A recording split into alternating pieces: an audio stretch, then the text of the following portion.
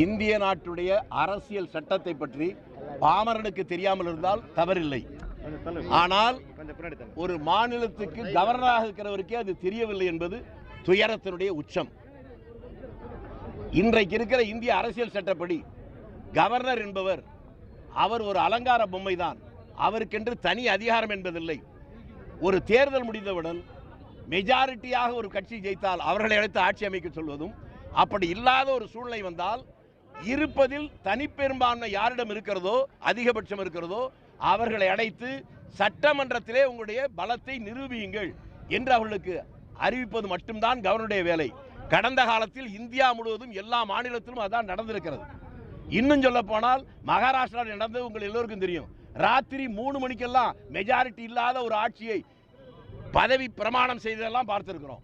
ஆகவே தொடர்ந்து இந்தியா முழுவதும் கடந்த காலங்கள் கடைபிடிக்கப்பட்ட அந்த வழிமுறைக்கு மாறாக கவர்னரை மூலமாக அவர் ஒரு கருவிதான். அந்த கருவியை பயன்படுத்துகிற அந்த சூத்திரதாரிகள் அவர்கள் சிந்தனையை மாற்றிக்கொண்டால் அவர்களுக்கும் நாட்டுக்கும் நல்லது. அவரை மாற்றிக்கொள்ளாவிட்டால் பெரிய போராட்டத்தை அவர்கள் சந்திக்க வேண்டியிருக்கும். அந்த போராட்டம் காங்கிரசுக்கு நல்லது, தமிழ்நாட்டு மக்களுடைய உணர்ச்சியை இந்திய நாடு முழுவதும் இருக்கிற மக்கள் புரிந்து கொள்வதற்கு நல்லது. ஆகவே அவர்கள் மாற்றிக்கொள்வார் என்று நம்புகிறேன்.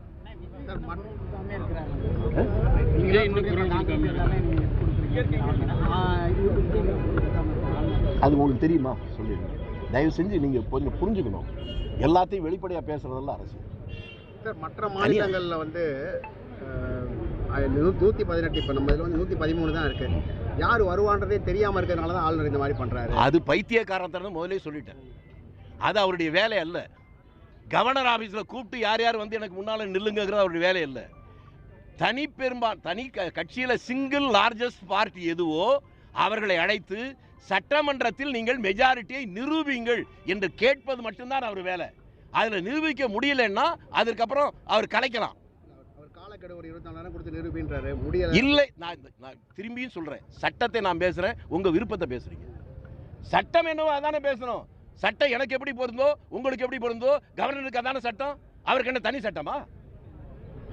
மெஜாரிட்டி 234 பாதிக்கு மேல 118 மேல எந்த கட்சியும் வரல. அப்படி இல்லை என்கிற போது சிங்கிள் லார்ஜஸ்ட் பார்ட்டி எதுவோ அதுதான் இந்தியாவில் 1952 இருந்து இன்று வரை எல்லா மாநிலத்திலும் இப்படி ஒரு நிலைமை வருகிற போது கவர்னரால் கடைபிடிக்கப்பட்டிருக்கிறது. அதான் சொன்னேன், ராத்திரி 3 மணிக்கெல்லாம் பதவி பிரமாணத்தை மகாராஷ்டிரா பண்ணீங்கல்ல, அதெல்லாம் யோசிச்சு பார்த்தாதான் இது தமிழக வாக்காளர்களை இவர்கள் அவமானப்படுத்துகிறார்கள் என்கின்ற அந்த உணர்வு உங்களுக்கும் புரியும். கவர்னர் என்ன சொல்றாரு? இந்த சட்டங்கள் பொருந்தாது சார். பைத்தியக்காரனை பத்தி விடுங்க சார். அவன் யார் சார் சட்டத்தை பத்தி பேச? நான் தெரிஞ்சுதான் பேசுறேன், புரிஞ்சுதான் பேசுறேன். பைத்தியக்காரன் எல்லாம் மதிக்கணுங்கிற அவசியம் இல்லை. அவன் யார் சார்? திரும்பியும் சொல்றேன், நீ யார் அதை பத்தி பேச? என்ன சொன்ன? சிங்கிள் லார்ஜஸ்ட் பார்ட்டி அழைச்சு சட்டமன்றத்தினுடைய உடைய பெரும்பான்மை நிரூபி என்று கேட்பது மட்டும்தான் உன் வேலை. நீ என்ன மக்களால் தேர்ந்தெடுக்கப்பட்டவனா? நியமன உறுப்பினர் தானே? டெல்லியில இருந்து போட்டுக்கிற ஒரு பியூன் வாட்ச்மேன் மாதிரி தானே? அதான் முன்னால சொன்னேன், பஞ்சாயத்து போர்டு பியூனுக்கு இருக்கிற அதிகாரம் கூட உனக்கு கிடையாது. ஆளுநர் பின்னாடி யார் இருக்கான்னு நினைக்கிறீங்க? யார் இருப்பான்னு உலகத்துக்கே தெரியுது. உங்களுக்கு சொல்ல நான் என்ன பண்ண முடியும்? வரட்டு சார். அது உங்க கற்பனைக்கெல்லாம் யாரும் பதில் சொல்ல முடியாது. அவங்க கிளைம் பண்ணாங்களா? திமுக தலைவர் என்ன சொன்னாரு? நாங்கள் ஆட்சியை கோரவில்லை, தாவேக ஆட்சியில் வருவதற்கு நாங்கள் தடையாக இல்லைன்னு சொல்லிட்டாரு. அதுக்கப்புறம் எங்க யார் வருவா? யாரு கேட்டிருக்கா? யாரும் கேட்கல சார். யாராவது பிஜேபியில் இருக்க ஒரு எம்எல்ஏ கூட நான் ஆட்சி அமைக்கணும் கேட்டிருந்தா கூட ஒரு நியாயம் இருக்குது. யாருமே கேட்கல. கேட்காம இருக்க ஆளே இல்லாத டீ கடையில் ஏண்டா டீ காத்துறாங்க மாதிரி கவர்னருடைய வேலை இருக்கு. அதை எப்படி ஏற்றுக்கொள்ள முடியும்? அதை நீங்களும் புரிந்து கொள்ள வேண்டும், மக்களும் புரிந்து கொள்ள வேண்டும்.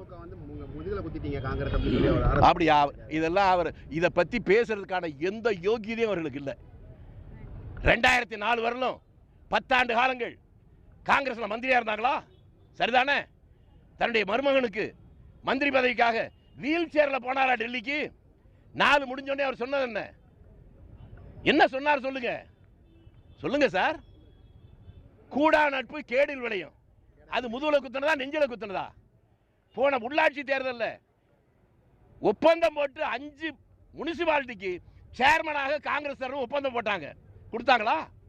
அது என்ன கழுத்துல குத்துனதா நெஞ்சில குத்துனதா? எங்க குத்துனது? அதனால துரோகத்தை பற்றியோ அல்லது இந்த நெஞ்சில குத்துற பற்றியோ பேசுவதற்கு எந்த யோகியதையும் இல்லை.